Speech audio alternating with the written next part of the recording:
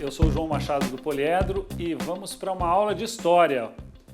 Vamos falar sobre a visão do paraíso, a chegada dos europeus na América. Vocês estão vendo aqui uma obra de arte que está disponível no acervo do Museu Naval de Madrid, retratando a chegada de Cristóvão Colombo à América.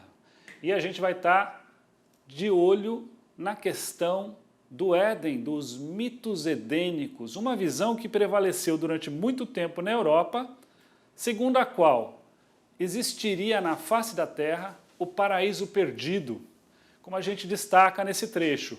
Quando os europeus chegaram à América, entre os países ibéricos se faziam presentes os chamados mitos edênicos.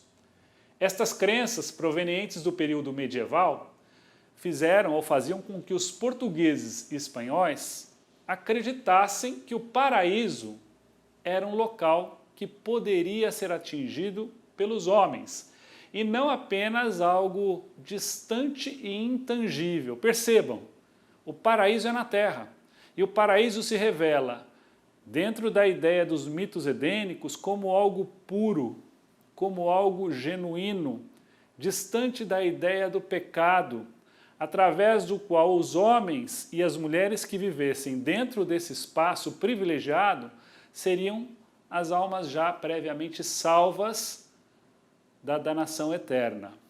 Muito bem.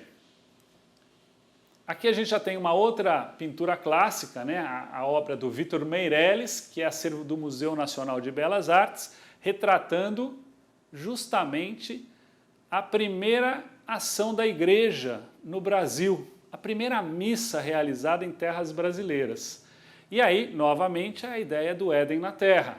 A visão do paraíso destacava a ideia de que a América seria uma terra onde uma floresta densa e exuberante, onde viveria uma população pura e livre de pecados, seria o Éden, mencionado na Bíblia. Quer dizer, nós não precisamos esperar a morte para atingir o céu é na terra, mas o céu é um local de poucos, de privilegiados de alma pura. Na ideia dos europeus do período, as florestas da América seriam um encaixe perfeito para essa visão de paraíso, de Éden que eles traziam desse mito.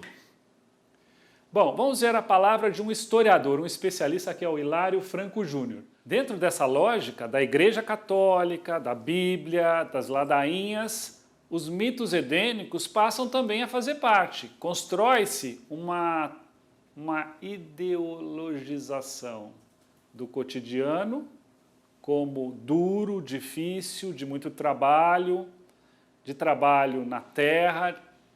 E, de repente, do outro lado do mundo, em algum lugar, existe o paraíso previsto na Bíblia, o Éden. É isso que o Hilário Franco Júnior trabalhou nesse trecho. A gente também trouxe aqui, além da obra do Eekhout, Dança Tapuia, que está no Museu Nacional da Dinamarca, o relato de quem viveu naquela época. Essa região era e ainda é habitada por estranhíssimos povos selvagens, sem fé, lei, religião e nem civilização alguma, vivendo antes como animais irracionais, assim como os fez a natureza, alimentando-se de raízes, andando sempre nus, tanto os homens quanto as mulheres, à espera do dia em que o contato com os cristãos lhes extirpe essa brutalidade, para que eles passem a vestir-se adotando um procedimento mais civilizado e humano. Essa é uma fala de um frade francês que viveu no Brasil em 1555, o André TV. Vejam, muito importante, essa visão já é impregnada de valores dos civilizados, do europeu, do francês, do europeu no geral, pode ser o português, o espanhol, o inglês, enfim, de todos aqueles que para cá vieram, tiveram um primeiro impacto de que essa seria uma terra paradisíaca e que de repente se deram conta que era uma civilização diferente, mas não é apenas diferente, do ponto de vista deles, atrasada, retrógrada, brutal, selvagem, são os termos que eles usam para descrever os indígenas, os ameríndios, os primeiros habitantes, os habitantes originais dessa terra chamada América. Aí a gente já vê uma transição do corte edênico, do selvagem feliz, da natureza pródiga, do paraíso na terra, para o selvagem. Muito bem. Em relação ao selvagem, a gente destaca agora a tese do Jean-Jacques Rousseau. A gente traz uma obra do Rugendas, Os Índios em Sua Cabana, e a fala do Rousseau, que é um filósofo iluminista francês do século XVIII, que trabalhou a ideia do bom selvagem, em contraposição à ideia anterior, de quem esteve aqui e olhou para o indígena como sendo um bruto, como sendo um animal praticamente. A gente tem a tese do Rousseau, que transforma o selvagem, que vivia sob a influência do demônio, de acordo com o outro pensamento, num ser livre, simpático, a viver no jardim do Éden por merecimento, por ingenuidade, por inocência, por pureza.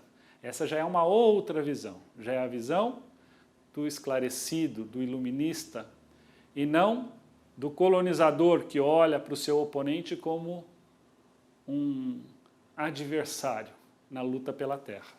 Bom, a gente também traz algumas recomendações rápidas aí para vocês. Um artigo da Mônica Cristina Corrêa que se chama Um Paraíso Misterioso Chamado Brasil, disponível na web. Visão do Paraíso, a clássica obra do Sérgio Buarque de Holanda. E a atualidade de Visão do Paraíso, um artigo que foi publicado na Revista de Artes e Humanidades Contemporâneas, para você se aprofundar no assunto. Até a próxima, valeu, muito obrigado.